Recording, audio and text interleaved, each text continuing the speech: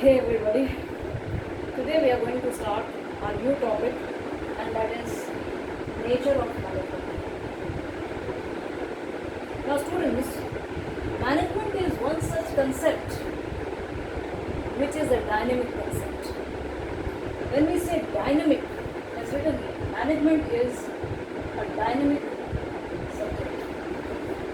It is dynamic because its concept has evolved over time. With the change in time, we see that different management experts, they have tried to define the nature of management in different ways. So there is no one precise view regarding the nature of management. Because as modern organizations keeps on changing, similarly management's nature also keeps on changing.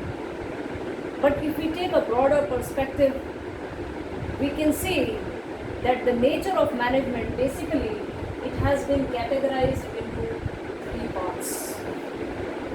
I've written different ways. What are those different ways?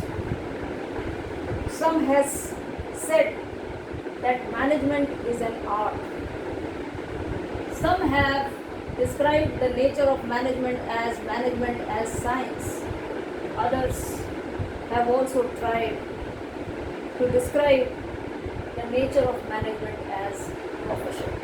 So we are going to understand whether management is an art or science, or it is a profession, or it is all of these. But in order to understand its exact nature in terms of science, arts and profession, first of all, we will have to understand what is art, what is science and what is profession. If we understand what are these three terms, science, arts and profession, and then we apply the features of these terms on management, and if those features apply on management, then we can say that management can be science, arts or profession. So what is science? First of all, we are going to define science. Science is a systematized body of knowledge based on observation and experimentation and has universal validity. Science is something we all know that is based on cause and effect relationship. It is based on universal truth. We all know that science is something which is exact. 2 plus 2, 4 is science. Because whether that 2 plus 2 flow, 2 and 2 is added here in class or elsewhere or in some other country, the result will always be exact. So it is a systematized body of knowledge. With this definition, we'll be getting the characteristics of science also, and those characteristics of science will be applied to management, and if those characteristics properly apply to management will be called a science. So first thing is, science is a systematized body of knowledge, and science is always based on research and experimentation. So it is based on observation and experimentation. Whenever certain you may say results, they are verified and concluded upon, it is done through proper experimentation, repeated experimentation, after proper testing, and then only if the results comes out to be the same, then only it is called the principle of science, which can be applied anywhere under the controlled situations. And it has universal validity. So second is, first is systematized body of knowledge. Second is, it is based on observation and experimentation. And third is universal reality. So this is the definition of science. If you remember this definition, it includes all the features of science which we will be reading in our next slide or lecture.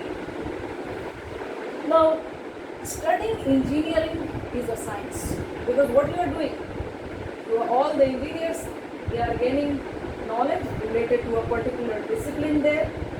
That knowledge may be given to the students through tests, through experimentations, and whether you are studying here or elsewhere, the same knowledge will be provided to all the engineers. That is why studying engineering is a science. Now, art. What is art? Definition of art. Art is the skillful application of theoretical knowledge. First is skillful application of theoretical knowledge. Each and every art, form of art that has some theoretical knowledge. And that theoretical knowledge that is based on personalized application and creativity, which may differ from person to person, and through practice we can see that knowledge of art, it can be made more and more perfect. So art is skillful application of theoretical knowledge which is based on practice and creativity and has personalized application. Studying engineering is a science, but working as an engineer is an art. Because all the engineers, they acquire the same body of knowledge. They have gone to engineering colleges and they have acquired knowledge there.